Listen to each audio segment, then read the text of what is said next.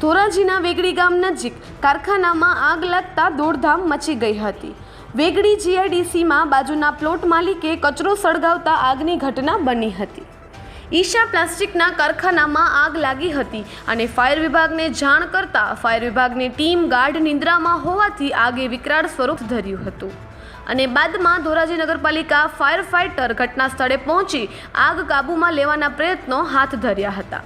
તો આગ લાગતા 5 લાખથી વધુની નુકસાની થઈ હોવાનું કારખાનાના માલિકે જણાવ્યું હતું।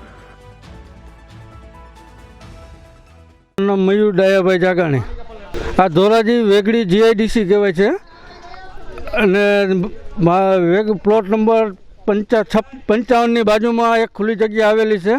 ત્યાં કપિલભાઈ ઉંધાળે કચરો નાખેલો અને એને એ કચરામાં આગ લાગેલી। એ આગ મારી ફેક્ટરીમાં આવેલી આગ લાગેલી છે પ્લોટ નંબર 56માં। 2.5 થી 5 લાખનું નુકસાન છે। કેટલા વાગે આગ લાગી નથી સુધી થયું? આગ લાગેલી છે એ અંદાજે 10:30 સવા 10 મને જાણ 12:15 જાણ થઈ એટલે મેં ફાયર બ્રિગેડને ફોન કરેલો।